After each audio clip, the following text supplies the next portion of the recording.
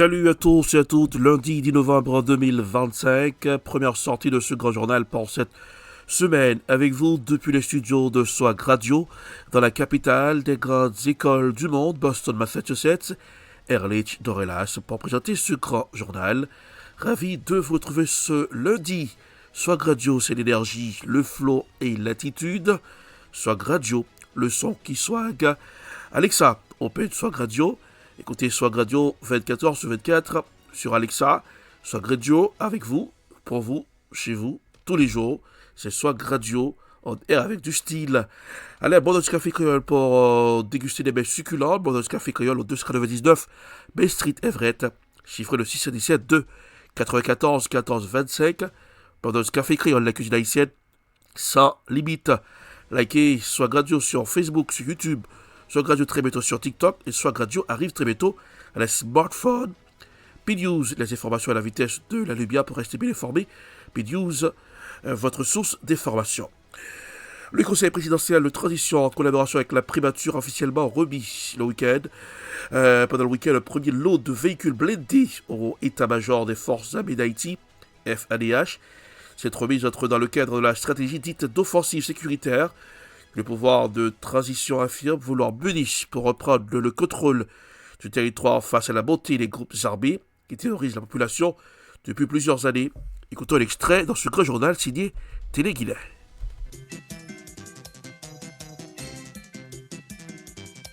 Défense territoire et participer pleinement dans assister la police et le gouvernement dans la bataille contre gang.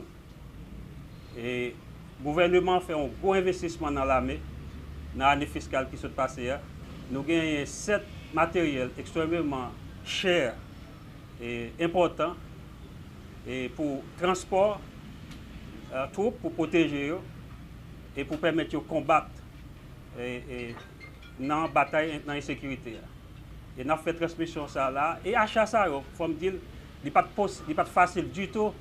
Si tu as support CPTA qui a une vision et qui était clair, qui était dans mon mission avec le Premier ministre, là, qui était accompagné moi pendant toute période, là, dans toute une série d'activités pour nous faire projet, pour nous passer au devant institutions de contrôle, CNMP, Cour des comptes, finances, tout ça. Nous gagnons dans le ministère de la Défense qui a un service de programmation, d'études de programmation, IEP, administration, commission ministérielle, marché public et tous notre partenaires, CPTA, Premier ministre, tout le gouvernement supporte nous sans faille, sans équivoque. Dans la mission ministère de la Défense, moi apprécie ça, président Voltaire, dans nos CPTA, moi apprécie le support au banc comme Premier ministre PM, sans leadership, cérémonie ça va faire jeudi. Et surtout pour pression avec les fournisseurs pour faire le travail vite, pour transporter, problème qui est dans le transport. Leadership pour permettre jeudi que nous remettre l'armée et qui pense à eux. Et nous gagnons plus toujours, grâce avec support CPT et Premier ministre. Nous resterons toujours en Haïti dans ce grand journal. Dans la nuit du samedi 8 au dimanche 9 novembre, le ministre haïtien de la Santé publique, Dr Sidal Bertrand, a effectué une visite surprise à l'hôpital Saint-Michel de Jacmel. Selon ses propres mots, ce qu'il a vu sur place relève carrément d'un désastre, d'une catastrophe sanitaire. Le ministre affirme avoir constaté l'absence quasi totale de personnel médical en pleine nuit, alors que l'établissement est censé assurer un service permanent. Plusieurs services essentiels seraient également en fonction, laissant les patients abandonnés sans prise en charge adéquate. Écoutons l'extrait de ce grand journal. Opportunité ça matin, et nous avons fait le Grand Sud, mais avec une partie dans l'ouest, nous connaissons passer Petit Guave, la digue, quantité de monde qui mourit, quantité de monde qui sinistré, 48 petits monde qui étaient aux abois, nous sommes obligés de porter aide, nous, là, petits monde ça. Ni humanitairement et puis scolairement par là. Et nous avons fait une visite là, nous entrons par ici, Saint-Michel. Hier soir, ça que je me découvre comme des corps yeux pâles. Puis on dit l'hôpital là-bas comme ça. Moi, je viens sans avertir personne, directeur départemental, pas qu'on est exécutif médical, administration pas au courant. Mais ça me constate, c'est désastre, c'est phénoménal. Ça, dans l'hôpital départemental. L'on dit désastre qui sont ouais, ministre. Dans l'urgence, moi, c'est des prises internes, c'est eux-mêmes qui prennent soin de monde. Finalement, le médecin de service a été arrivé. Mal la maternité, c'est deux infirmières. Si on a une hémorragie post-partum, ça envoie référé, lui supposé mourir, femme enceinte. Moi, passé dans la chirurgie, même bagarre là, tout côté me viré, c'est la même situation. Et ça plus grave là, nous mettons des prix sur l'accouchement normal qui ne pas respecté là. Mettez prix sur césarienne qui ne pas respecté. On mettait césarienne à 12 000 gouttes. À l'hôpital Saint-Michel, c'est 27 959. Et puis carbone. 29 750 gouttes. Moi, entré dans l'accouchement normal, mettez 1000 gouttes, c'est 3000 gouttes. Et puis, nous n'avons pas de présence personnelle. Nous n'avons pas mal en pédiatrie, il y a des petits gens malnutris qui sont malades, malades dans deux parties, ni dans les néonataux, etc. Nous avons un pédiatre qui vient 2 jours passés. Et moi, c'est plus qu'un bizarre. Le mouvement politique Debout Citoyens hausse le ton et dénonce ce qu'il qualifie d'échec flagrant des autorités en place dans l'accomplissement de leurs responsabilités régaliennes. Selon cette plateforme citoyenne, le pays s'enfonce chaque jour davantage dans une crise multidimensionnelle, marquée par l'insécurité, l'instabilité institutionnelle et l'incapacité des dirigeants actuels à remettre de l'ordre et de la confiance dans l'appareil de l'État. Écoutons un extrait dans ce grand journal. Nous tous connaissons que M. CPTO piteusement échoué. La mission que il a accomplie pendant environ 2 ans après la chute de Dr Ariel Henry, qui était Premier ministre.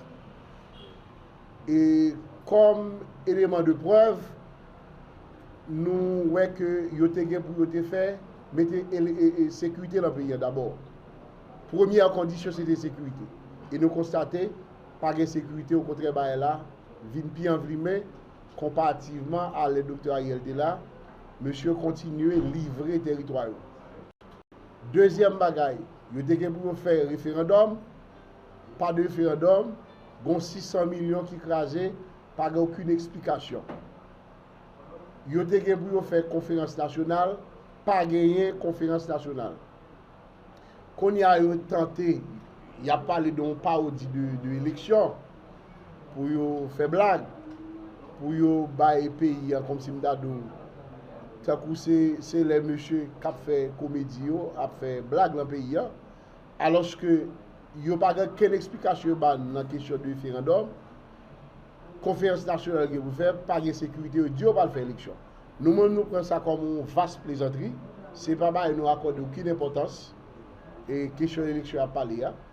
Et si nous avons entrer dans la question, pour nous quitter politique, côté, même question technique, parce que là, on prend près de 2 millions de monde, la capitale pays d'Haïti déplacée, qui pague acte de naissance, qui pague carte électorale, et deuxièmement, sous ta prend bureau qui va le placer, et majorité zone nous connaissons, ils sous contrôle des terroristes armés, donc son bail qui est pratiquement impossible, pour ne pas dire, ça n'est pas faire là, donc c'est comme là, monsieur a créé des artifices pour comme le cacrase, même avec l'argent.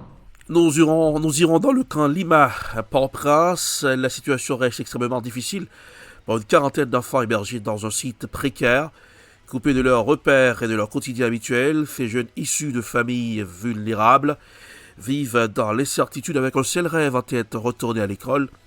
Selon les responsables locaux, la précarité des conditions de vie dans ce site d'hébergement ne permet ni la stabilité émotionnelle, ni les outils nécessaires pour un suivi scolaire normal.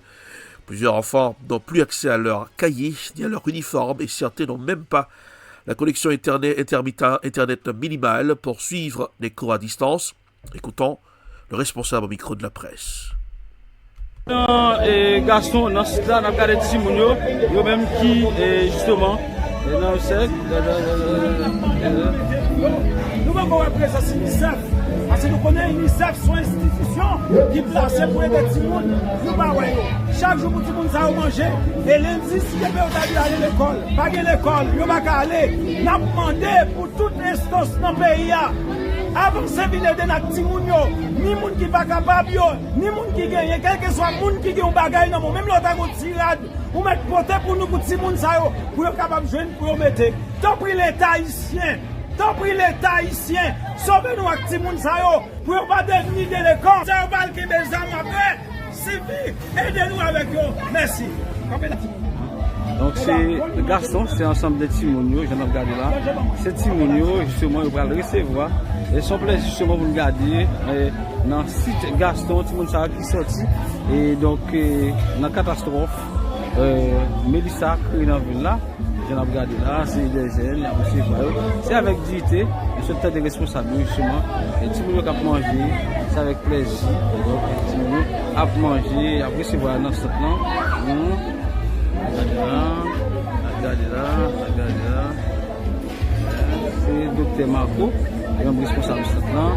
Donc, il a recevoir Timonio et c'est la dignité, justement, mon salon et à moi Donc,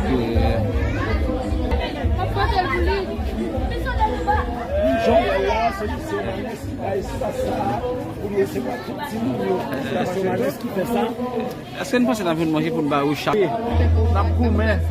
C'est ça qui fait que parce que chaque jour nous plutôt faire mendiant pour eux, nous plutôt faire mendiant pour eux. OK. Oui. Donc regardez ce Timon là. Regardez-les. Regardez manger. OK.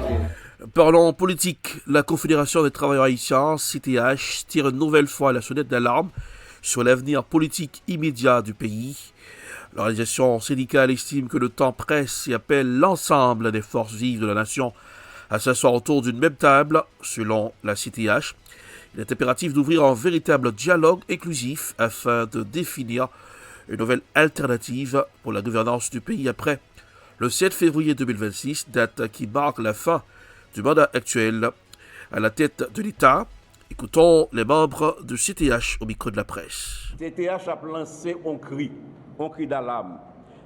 Tout acteur, toute force vive saine dans le pays pour nous dire si nous pas, dans un temps record, trouver un nouvel accord politique pour nous retirer le pays dans la situation qu'il y a, après 7 février, bagaille annoncé, il y a très très difficile. Nous passons à savoir que tu as un accord le 3 avril qui est passé entre toutes forces vivantes dans le pays et nous-mêmes dans le secteur syndical là, comme nous qui étaient dans Montana, nous avons fait partie à 3 avril là, mais de la vie unanime, à 3 avril là, il a échoué parce que des gens nous ont fait mandat pour représenter nous, pour le travail. Premièrement, pour nous résoudre le problème sécuritaire, c'était le premier axe. Ils ont gagné dans le programme. Deuxièmement, résoudre la crise humanitaire là. Troisièmement, relancer le bac économique pays. Et quatrièmement, c'était qui est capable d'organiser l'élection pour doter le pays des élus légitimes. Je ne veux dire, si nous avons le premier point qui est dans la feuille de route là, qui c'était sécurité. Plus territoire perdu, plus l'école fermée, plus centre hospitalier fermé, nous avons peuple là plus bout de terrain. Et si nous songeons, lorsque M. Leblanc prend Rennes comme coordonnateur CPTA, il t'a dit, à fait, et territoire perdu, c'est fini sous le gouvernement. Or, sous le gouvernement, ça, sous l'équipe, ça, il y a plus de territoire qui est perdu. Dans pile axe routier qui n'est pas bloqué, je ne dis pas, il y a plus qui viennent bloquer. Si nous apprenons sur le plan social, il y a plus de monde qui bouille et les gens qui étaient déplacés, malgré eux-mêmes, aucun groupe de monde qui l'État facilité pour retourner la caillou. Ça veut dire que la population a lagué, deux bras balancés pour col, mais ce dame qui ont tiré des affaires,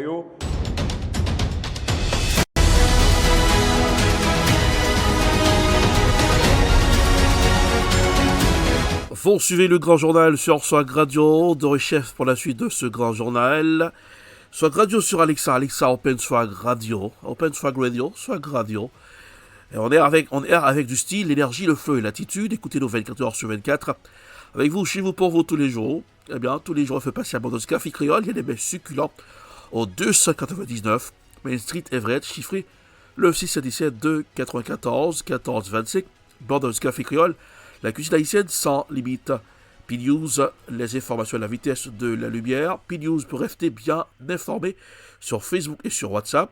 Soit radio sur Facebook, soit radio sur YouTube, soit radio dans les smartphones, c'est pour très bientôt, et soit radio sur TikTok, c'est pour très bientôt. Nous irons aux États-Unis. Le shutdown entre dans son 40e jour. Le Sénat cherche un accord à la plus longue paralysie budgétaire de l'histoire du pays. Entre dans son 40e jour, faute d'accord entre démocrates et républicains sur le financement des soins de santé. Des milliers d'employés fédéraux ne sont plus payés et plusieurs services essentiels sont paralysés. Et le reportage est signé Euronews dans ce grand journal.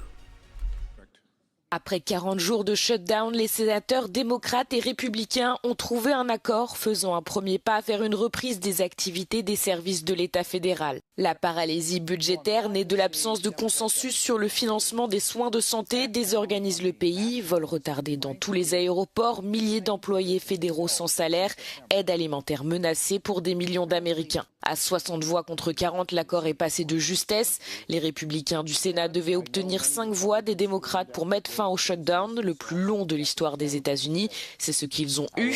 L'accord provisoire ne garantit pas la prolongation des subventions pour les plans de santé proposés dans le cadre de la loi sur les soins abordables que demandaient les sénateurs démocrates, mais un vote ultérieur sur le sujet.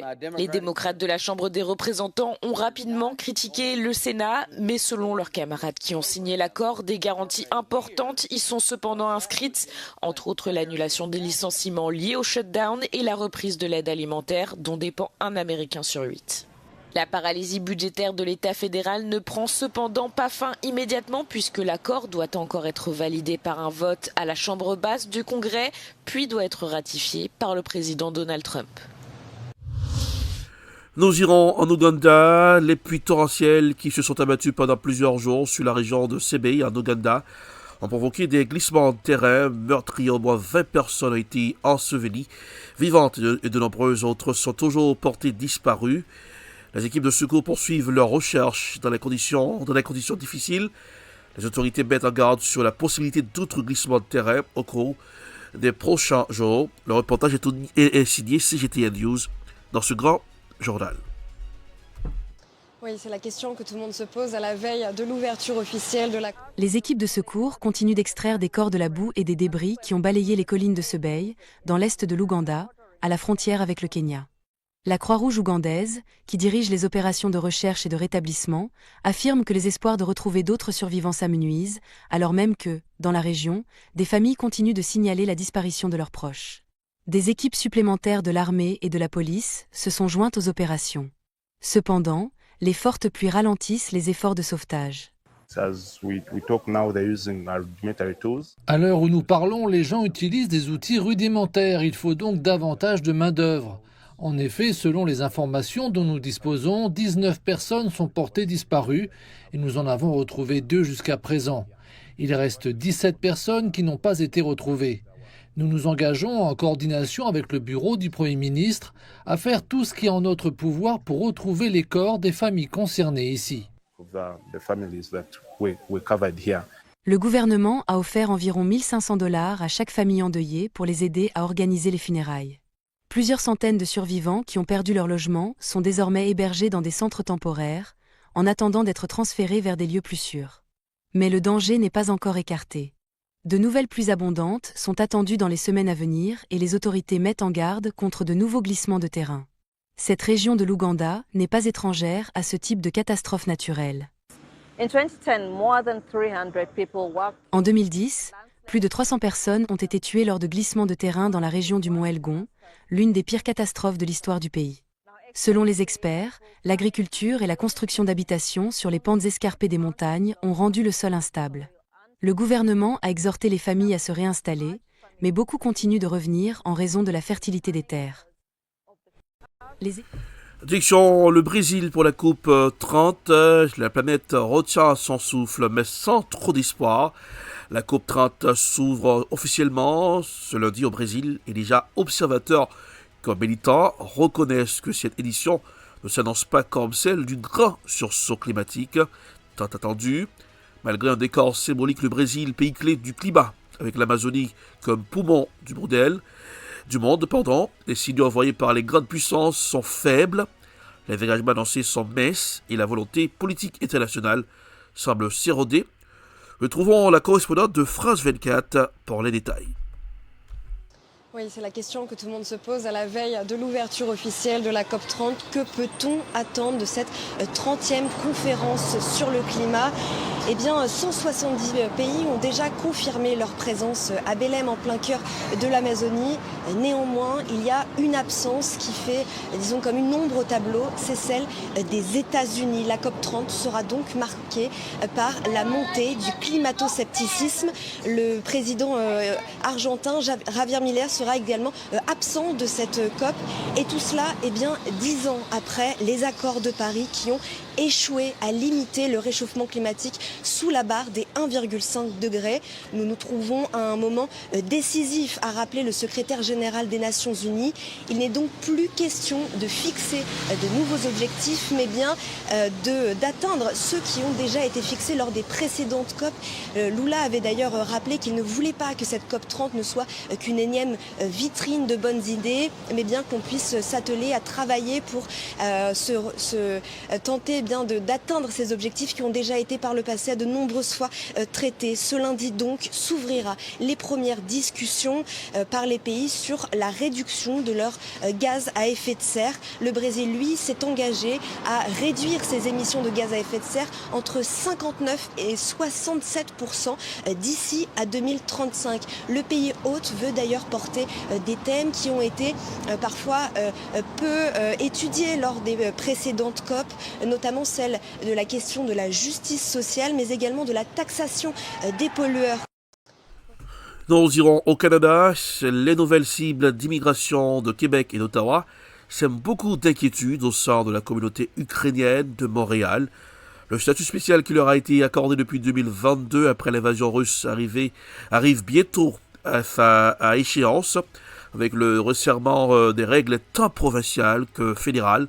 Leur espoir d'obtenir résidence permanente s'amenuise. Le reportage de Colin Côté-Paulette de Radio-Canada. C'est une assemblée générale ordinaire pour la section québécoise du Congrès des Ukrainiens canadiens, mais celle-ci est teintée par les récents changements en immigration. Nombreux sont ceux qui se demandent s'ils devront retourner dans un pays en guerre ou encore réussir à faire venir leur famille. C'est le cas d'Anna Stukalova, une avocate de 34 ans. Arrivée il y a environ 3 ans, comme des milliers d'Ukrainiens qui fuyaient au Canada grâce à des visas d'urgence. Mais depuis, un flou persiste quant à la régularisation de son statut, qui reste temporaire, même si elle désire s'établir au Québec. On n'a pas le choix parce qu'on ne peut pas retourner en Ukraine à cause de la situation assez dangereuse, à cause de la guerre, bien sûr. Oui, on a l'intention de rester ici. Et l'angoisse est palpable. Le président du Conseil québécois des Ukrainiens canadiens reçoit des messages tous les jours à cet effet. C'est une grosse inquiétude pour nous, puis on essaie juste de calmer le monde. Le dossier des visas d'urgence ukrainiens est d'abord piloté par le gouvernement fédéral. Mais les quotas québécois d'immigration pourraient également jouer sur le nombre d'Ukrainiens qui resteront ici. Ça impliquerait la délivrance de CSQ, le certificat de sélection du Québec. Ils ont déjà établi une limite de 45 000 pour l'année pour 2026. Donc, ça veut dire que ça se rajouterait à ce quota-là. Je verrais difficilement ces discussions-là se produire. Plusieurs Ukrainiens tendent tout de même la main aux autorités. On est confiant que le gouvernement québécois, c'est des humains, ils vont approcher ça d'une façon humaine. On a besoin encore de s'occuper des gens qui se sont réfugiés, surtout avec des petits-enfants, pour fuir cette guerre génocidaire. D'autant plus que ceux qui veulent s'enraciner au Québec sont convaincus de leur choix. On ne lâche pas. On continue notre cheminement ici. Et ça me fait plaisir de partager votre valeur linguistique, premièrement, deuxièmement, culturelle avec vous et apprendre votre culture aussi. Ici Colin Côté-Paulette, Radio-Canada, Montréal.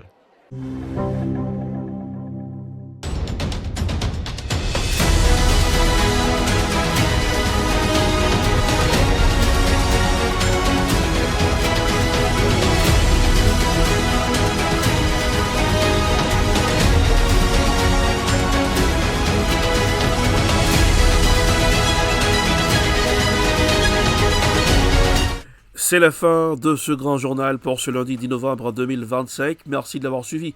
Pour présenter le grand journal, Erlich Torelas, depuis les studios de Swag Radio, dans la capitale des grandes écoles du monde, Boston, Massachusetts.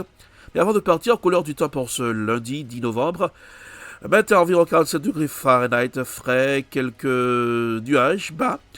Après-midi, autour de 56 degrés Fahrenheit, partiellement ensoleillé, léger, vent du nord-ouest. Ce soir, environ 49 degrés Fahrenheit, ciel dégagé, température en baisse.